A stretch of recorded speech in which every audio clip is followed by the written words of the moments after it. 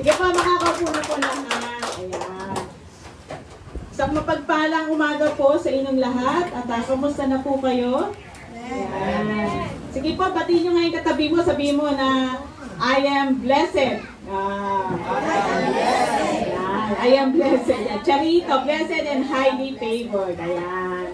Lagi po natin yan de-declare sa ating mga sarili tuwing umaga pagising natin. Lagi po tayong magbibigay ng positive sa atin. In the name of Jesus, God, tulad nga ng kinanta kanina, talaga napaka-powerful ng name ng ating Panginoong Jesus. Amen? Amen. Ako nga pala si Pastor Eleanor ng Shekinah Grace Christian Fellowship in behalf of Pastor Wendell ay bumabati po sa inyo ng isang mapagpalang umaga at mag-isang mga nanonood yan online. Amen? So, bago mo ng lahat ang ating scripture ay, tingnan mo na, meron pala akong meaning, true meaning of Christmas kasi lagi yan ang ating tanong, ano nga ba yung meaning ng ang Pasko? Sabi nga rito, Christian festival celebrating the birth of Jesus. Celebrate talaga natin dapat alam natin yung reason kung bakit natin sineselebrate ang Pasko. Kasi ito yung pinanganak ang ating Panginoon Jesus. Amen? Huwag po natin papakilala yung mga nanay, tatay, na yung mga Santa Claus. Ayan. Kasi ang totoong reason talaga ay ang ating Panginoon Jesus. Amen po ba? Ayan. So, ang ating scripture, tama-tama, binasa na rin ni Brother Emmanuel, talagang walang coincidence na walang aksidente. Babasahin ko muna yung earlier verse niya. Ayan. Ito yung Luke chapter 2, verse 8 hanggang 11. Gamit na gamit yan, lalo-lalo na pag Pasko, di ba? Pag December.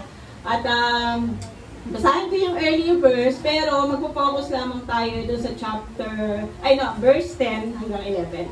Basahin ko po. Sabi rito, doon ay may mga pastol na nasa parang at nagbabantay ng kanilang mga tupa ng gabing yon.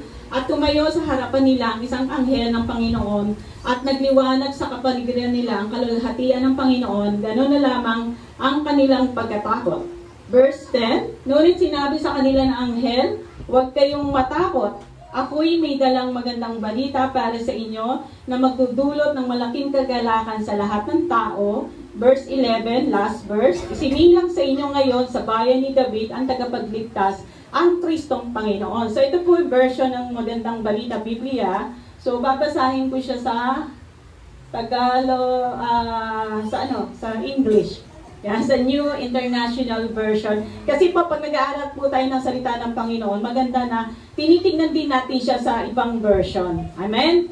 So, sabi rito sa verse 10, sabi ko nga kanina, magpo-focus tayo sa verse 10 tsaka 11. But the angel said to them, referring to sa mga shepherd, di ba kanina yung early verse binasa natin, mga shepherd ang tinutukoy dyan. Sabi, do not be afraid. Ayan. So, huwag kayong matakot. God wants us to remind, itong araw na to, huwag kayong matakot. Ayan. Sabihin mo sa katabi mo, huwag kang matakot. Ayan. Huwag kang matakot. Ayan. Bakit? Kasi, I bring you good news. Kasi meron akong daladalang magandang balita. At yung magandang balita na yan ay magdudulot ng malaking kagalakan na hindi malaking stress. Ayan. Alam ko po na nararamdaman ko, nakaka-relate din ako. Lahat po ng mga mami, mga tatay, mga ninong, ninang, talagang stress na stress. Tama po ba? Busy. Sabi nga, I bring you good news that will cause great joy for all the people. So, ibig sabihin, sa lahat ng tao, magdudulot ito ng malaking kagalakan. Hindi lamang sa iilang tao, not some people, to all people. Yan. So, unbeliever ka man, or believer ka man, ay mabuti ang ating Panginoon. Tingnan natin ang araw, di ba sumisikat yan tuwing umaga? Sumisikat lang ba yan para sa'yo? Hindi. Sa lahat ng tao. So, pinapatunayan lang dito, ang Panginoon ay mahal na mahal tayo. At meron siyang magandang layunin sa atin. Sabi nga, God is good and all the times God is good. Amen? So, bakit today, ngayong araw na to, today in the town of David, a Savior has been born to you. Pinanganak ang isang lalaking sanggol na tagapagligtas. Ito yung ating Panginoong Yesus. Sa town of David, ito yung tinutukoy na Bethlehem. Yung town of David. Tapos yung mga tupa na yan, I mean, yung mga shepherd, noong time na yan, nagbabantay sila, malapit sila sa town of David. Alam niyo, nung pag binasa niyo yan tuloy-tuloy in chapter 2, I think verse 16, kung di ako nagkakamali, after nilang marinig yung magandang balita na yan, nagmamadali yung mga shepherd na pumunta doon kay Maria at Jose para tignan yung sanggol. Diba? Nagmamadali talaga sila. Tara, tingnan natin yung sinasabi ng anghel, yung mabuting balita na yan. Mga kapatid, tayo ba'y nagmamadali kapag pupunta sa church? Or, baka tingin na naman, ano ba yan? Sarap matulog, di ba? Lalo na kayo, ang lamig ng panahon. Nagmamadali ba tayo kapag araw ng pagsamba natin? O tine-neglect natin, ay, mo sila, maghintay sila. Sikapin natin tularan yung mga shepherd. Nagmamadali sila. Ibig sabihin, very excited sila na makita yung mabuting balita. Ayan. Tatanungin mo yung katabi mo, nagmamadali ka ba pumunta sa church? Ayan. So kayo lang po nakakaalam yan kung ang sagot niya. Sabi nga rito, ay napaka-interesting nito mga kapatid kasi ang unang praise na sinabi ng anghel, ano yung unang-unang sinabi ng anghel sa mga shepherd? Do not be afraid. Ayan, huwag kang matakot. Kasi lahat po tayo nakakaramdam talaga ng takot. Tama ba? O sino rito yung nakakaramdam ng takot? Wala naman, di ba? Ayan, so lagi po tayo natatakot. Alam niyo ba sa Bible, maraming beses na sinabi doon sa Bible na pinaalala. Lagi yung pinapaalala sa atin ng Panginoon. Huwag tayong matakot. Kasi alam niya, tayo ay laging natatakot.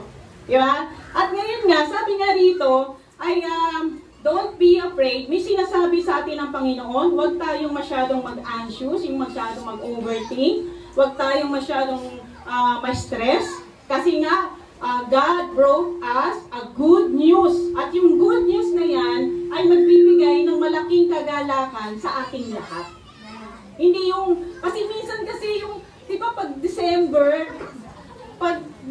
di ba, busy-busy tayo.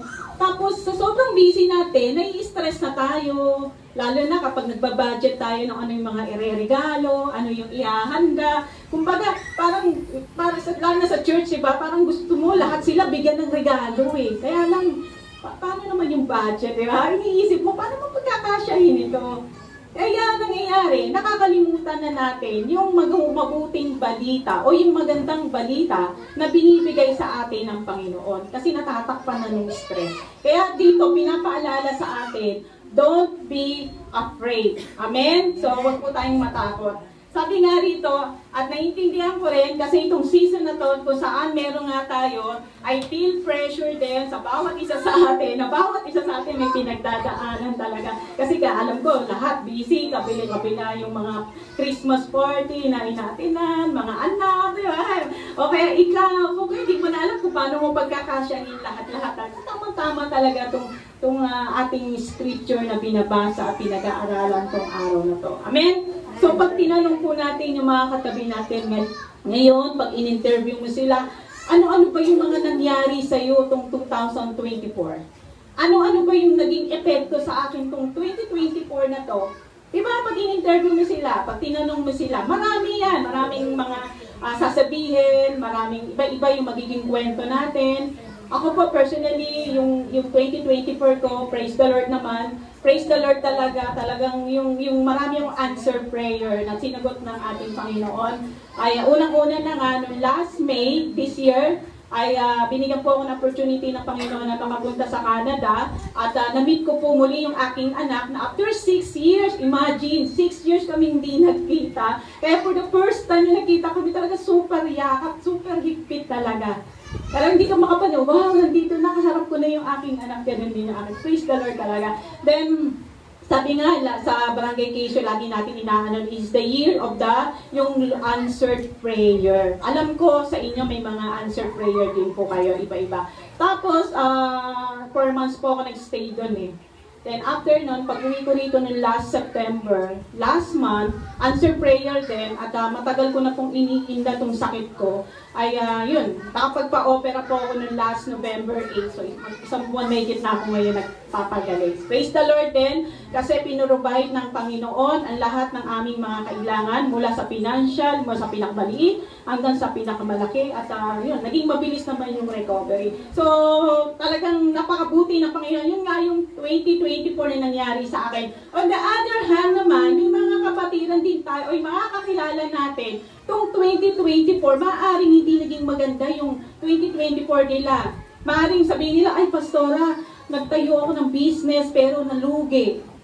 Nagkalugi-lugi, o kaya nagkautang-utang ako, o kaya naman natanggal po ako sa trabaho, o kaya naman nagkaaway kami ng asawa ko, ng kapatid ko. So may mga bad news din na nangyari sa ating itong 2024 at meron din namang mga good news. At tulad nga ng sinabi ko kanina, lahat po tayo maraming mga kwento, iba-iba ang ating mga naging epekto itong 2024. Ayan. So praise the Lord kasi nandito pa rin tayo, buhay, at ang Panginoon ay pumupuri.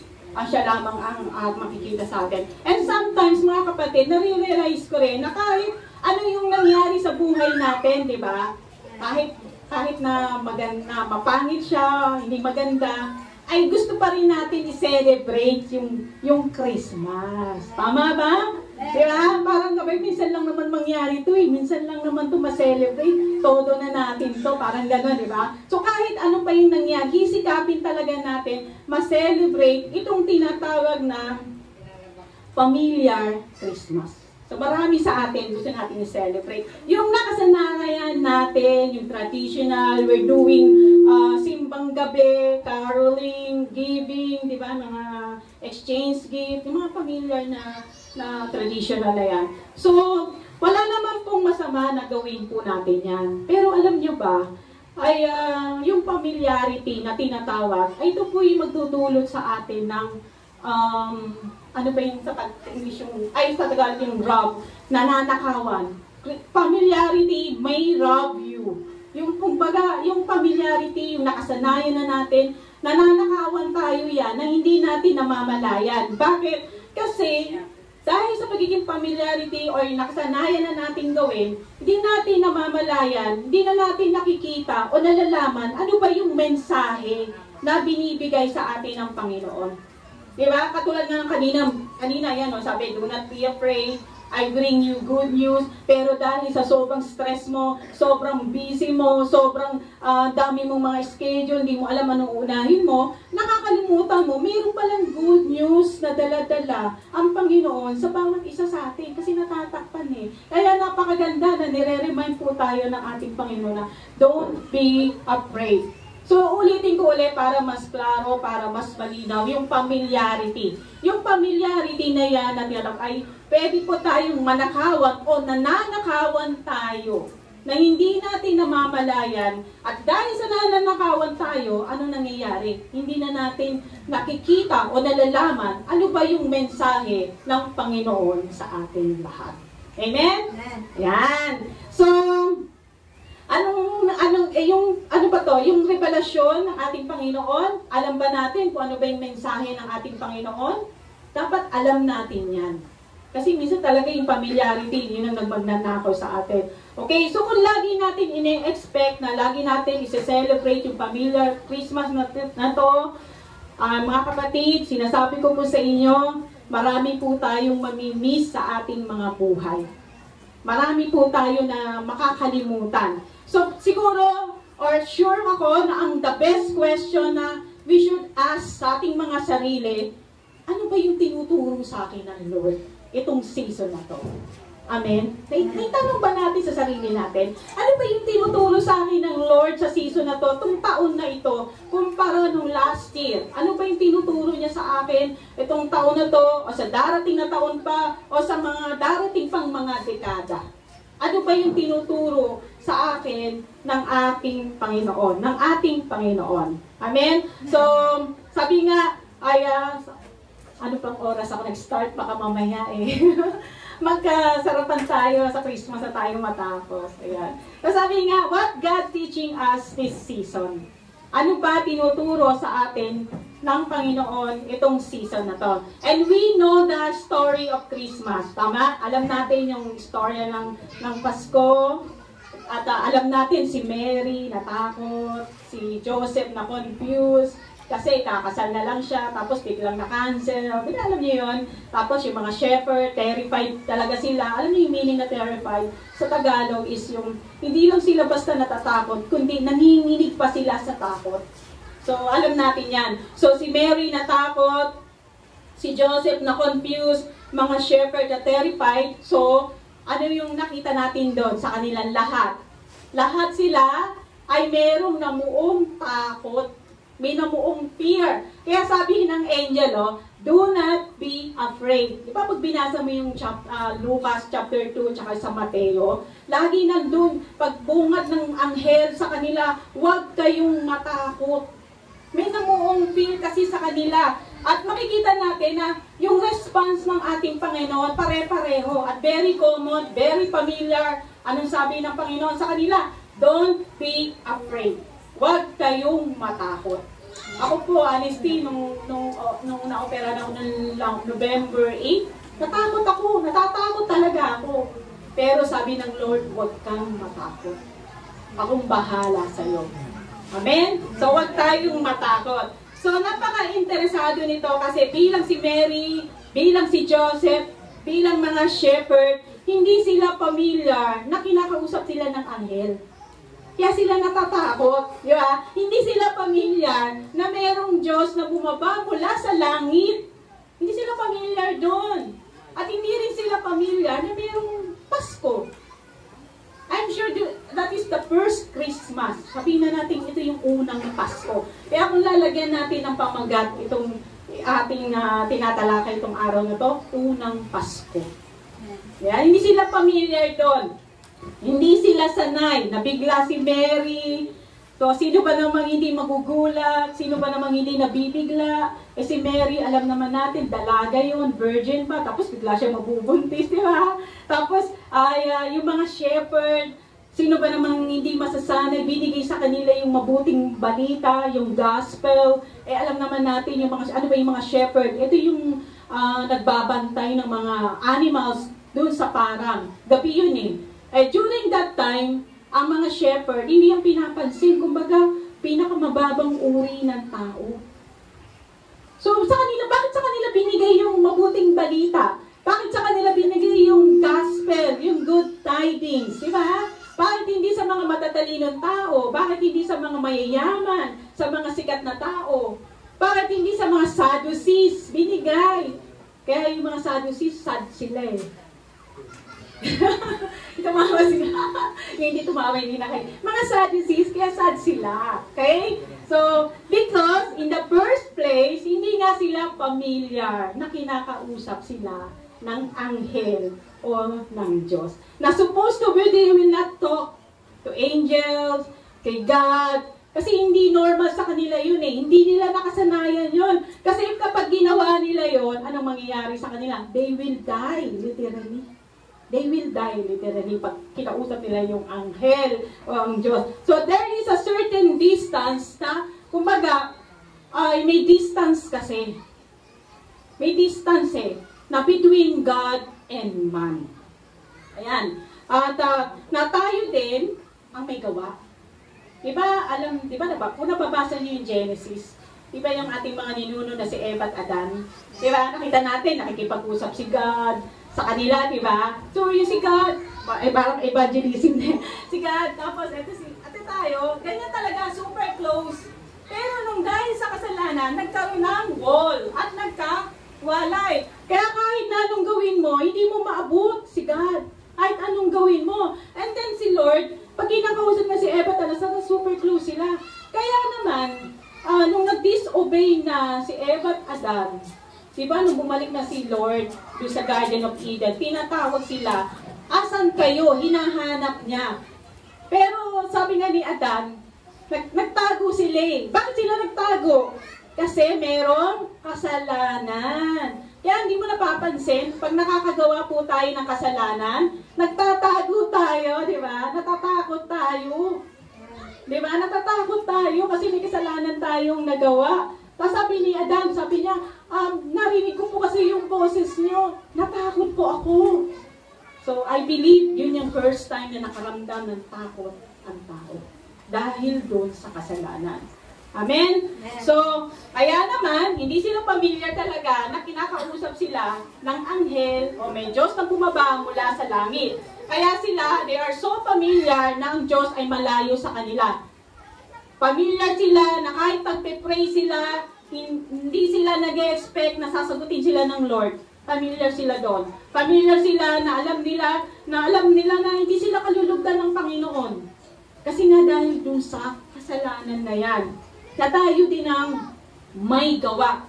But thanks God, but thanks Lord Jesus Christ, di ba? Mga kapatid, Jesus made a way. Siya yung gumawa ng daan para tayong lahat ay muling makabalik sa ating Panginoon. Para muli tayo makapag-reconcile, you and I, na makabalik tayo kay Lord. Amen?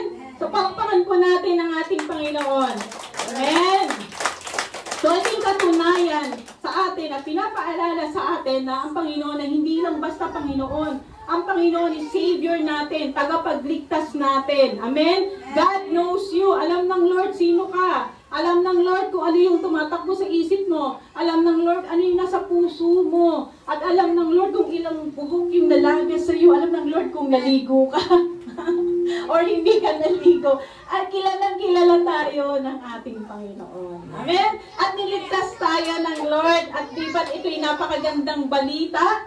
Hindi ba't ito'y good news sa atin? Kasi Jesus Christ came. Jesus Christ, pinanganak siya para sa ating lahat. Amen? Ayan. So mga kapatid, hindi tayo naging banal dahil sa ating mga mabubuting gawa. Naging banal tayo dahil sa ating Panginoong Jesus. Inabot niya tayo, niligtas niya tayong lahat. Kaya mga kapatid, dapat alam po natin, yung diwa ng Pasko, sineselebrate natin. Actually, tuloy nga sinabi ni Sister Gina, wala naman talaga nakakaalam kailan ang pinanganak ang Panginoong Jesus. But alam naman natin na itong Pasko, sineselebrate kasi ang Panginoong Jesus ay dumating sa mundong ito para tayong lahat ay iligtas. Amen? Tayo inabot ng ating Panginoon. Hindi tayo perfect, hindi tayo consistent, nagkakamali tayo, diba? Pero ang Panginoon perfect siya, consistent siya, tapat siya sa mga pangako sa ating lahat. Amen? Siya pa ang same yesterday, today, and forevermore. Kaya yung sinasabi ng mga kabataan yun, walang forever, may forever ang ating Panginoong Jesus. Amen? Yan. So, alam nyo ba, meron akong illustration. Anyway, bago muna tayo dumating sa illustration, na-stuck na tayo dito. Yan, ay, ito muna pala. Sa Mateo 1:1, ay makikita natin, ito ang talaan ng mga ninuno ni Jesus Cristo na mula sa angkan ni David, na mula naman sa lahi ni Abraham. So, ibig sabihin, ito po'y totoo na nangyari, at nangyari sa kasaysayan ng bulol ako, sa kasaysayan, yan. Nangyari po talaga. So, ito'y totoo. Hindi siya gawa-gawa lang. Diba kung nanonood tayo or nagbabasa tayo ng mga fantasy na libro, ang nung sinasabi doon, once upon a time. Noong unang panahon, so ibig sabihin, hindi siya totoo. Pero sa ating Panginoong Jesus, ito ang talaan. So, ibig sabihin, totoo siya. Amen? And isa pa, ang Panginoong Diyos Ama, siya po ang nagturo sa atin paano magbigay kasi siya yung naunang nagbigay sa atin. Katulad nga ng kanina nasabi ko na ang mga tao nung panahon na yon, mga Israelite, hindi sila familiar, na kinakausap sila ng anghel, pero kasi nga alam nila may kasalanan, di ba? Pero dito nakita natin, pagdating sa New Testament, na bago lahat. Kasi nga dumating na ang ating Panginoong Jesus. Sinarado niya na yung wall na yon, sinarado niya na yung distance na yon, kaya muli tayong nakaabot sa ating Panginoon. Amen? For God so loved the world that He gave His only begotten Son. Sometimes nagiging forgotten Son na yan eh. Nakakalimutan natin, di ba? Nagiging forgotten kasi doon tayo tumututok sa mga material things. Wala namang masama doon, basta huwag natin kalilimutan ang ating Panginoon. Amen? Amen. Ayan. So, meron akong illustration dito. Ito pala yung pamagat. Sorry, kasi masyado ano yan. Anyway, ito yung may ano ka na lang siya. Yan, do not fear. Kaya akong ano dito, okay, yan yung balon. Illustration na layo, no? May I give you some illustration, yan. May isang bata na nahulog siya sa balon.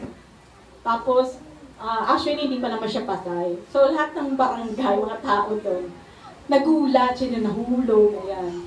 Tapos, ikaw, bilang normal na tao, o hindi ka normal na tao, hindi mo sasabihin doon sa bata na, uy, langoy-langoy ka rin pag may time, kampay-kampay ka rin. Sikapin mo, kaya mo yan, di ba? Anong gagawin? Somebody will go down para i-rescue yung bata. Tama? And that's the picture of Christmas. Merong Diyos na bumaba mula sa langit para iligtas tayong lahat. Amen. Kasi hindi naman sinabi ng ating Panginoong Diyos Ama, nasa langit siya, nakita niya tayo, nalulunod sa kasalanan, nakita niya tayo, ang dami nating problema. Oy, anak, kaya mo yan. Langoy-langoy ka rin. Hindi. Pinadala niya ang kanyang nag-iisang anak, ang Panginoong Jesus. Amen? So, Jesus came for you and for me. You and for me. So, parang yung distance na yan ay mawala. Amen? So, Merry Christmas sa inyong lahat. Ayan. So, that is the reason why we celebrate the Christmas. Amen? Eh, yun ang reason. Hindi dahil may bago kang damit, may bagong sapatos ka. Hindi dahil dun. Kundi dahil sa ating Panginoon. Hindi dahil pag may pera, Nay, bilang ko ng damit kasi Pasko naman. Hindi excuse ang Christmas. Christmas naman ngayon, party-party tayo. No. Hindi excuse ang Christmas. Sineselebrate natin yan kasi dumating ang Panginoong Yesus para iligtas tayong lahat. Masaya ako. Sabi natin, masaya ako kasi dumating ang Panginoong Yesus. Alam nyo, dati, hindi ko alam meaning ng Christmas nung bata pa ako eh. Ang alam ko lang, masarap pagkain, bagong damit, kasi lagi po ako binibila ng mother ko ng pamasko, yan, excited ako. Yun yung alam kong meaning ng Pasko, nung walang nagtuturo sa akin, nung bata pa ako. Tapos pag 25, umagang-umaga, di ba, namamasko sa mga ninong-ninang, kahit natutulog na, ninang, yun yung alam mong Pasko eh. Tapos yung uncle ko, sabi lang niya sa akin, oh, Nora, kasi Nora yung palayaw ko. Oh, nabating mo na ba ng happy birthday si Jesus? Sino yun? Sabi ko, sabi mo, Jesus, happy birthday. Bakit? Birthday ba niya? Hindi ko talaga alis, hindi ko pa. Kaya mapalad po yung mga bata ngayon. Kasi every Sunday, tinuturo sa kanila ang Panginoong Jesus. Amen. So, happy birthday, Jesus, sabi ko lang, pero hindi ko alam ano yung meaning ng happy birthday na yan. So, kayo mga kapatid, alam nyo na ngayon ano yung meaning ng happy birthday, Jesus. Amen? Amen. So, hindi dahil may bago kang damit, hindi dahil may bonus ka, may 13 month ka, hindi yan excuse para sabihin mo na Pasko. Amen? So, Christmas is not excuse para gawin natin yung mga bagay na sabi natin pamilya. No? Celebrate natin ang Pasko dahil dumating ang ating tagapagligtas, dumating ang ating Panginoong Jesus. Amen? So, ayan. The life application for the birth of Savior, ang ating tagapagligtas. Jesus Christ is real. Totoo ang ating Panginoong, hindi siya gawa-gawa lang. Hindi yung once upon a time, hindi.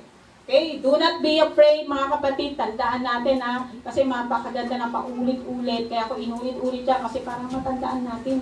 Kasi minsan, paglabas natin sa bulwagan, nakakalimutan na, ano ba yung mensahe? Diba? Minsan nakakalimutan natin. Kaya pinapaalala natin, do not be afraid kasi ang good news na yan ay magkukos sa atin ng malaking kagalakan at hindi malaking stress. Do not be afraid. I bring you good news of great joy that will be for all the people, not some people. Today, iniulit ko lang po, in the town of David, a Savior has been born to you and I. Ayan. He is Christ, the Lord Jesus. Amen? So, meron pa ako isang illustration. Alam niyo yung mga birthday. Nung nasa Dubai po kami ni Pastor Wendell, kapag malapit na po yung birthday ng pastor namin, ay nag-ano kami, nagsusurprise. Ayan, nag-uusap-usap kami ng mga leaders, mga member. Uy, ikaw gagawa ng ganito, ikaw magluluto ng carbonara, ikaw gagawa ng lumpiang Shanghai, o kaya ikaw naman ang bibili ng regalo, mag-aambag-ambag. Surprise natin si Pasto. So, ganun po yung ginagawa namin. So, dito sa illustration natin, ginagawa rin natin yan. So, lahat tayo, busy. Di ba? Kumpletong-kumpleto, pati mga balloons, tapos lalagay natin sa isang kwarto. Para pagka dumating siya, yung pastor natin, di ba? So, surprise natin. Surprise! Ngayon, pag kumpleto na siya, may biglang magtatanong, teka, nasabihan niyo ba si pastor na pupunta? Wala sumasagot.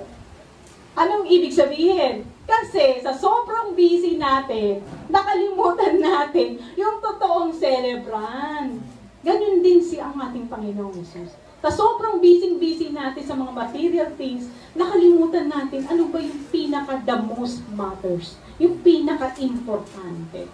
Yan, and I believe sana hindi po tayo na maging there. Amen?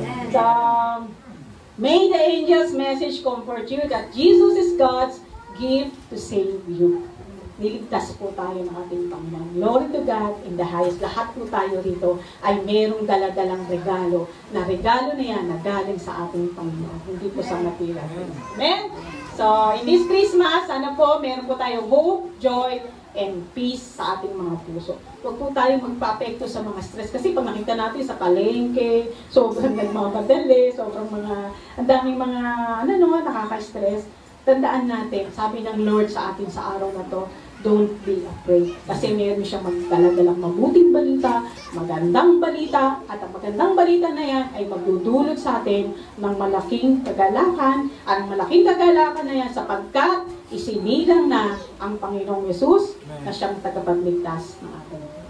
Amen? So yun lamang po. Salamat po muli. Palakpakan natin ang Panginoon. Amen? So, po tayo po ito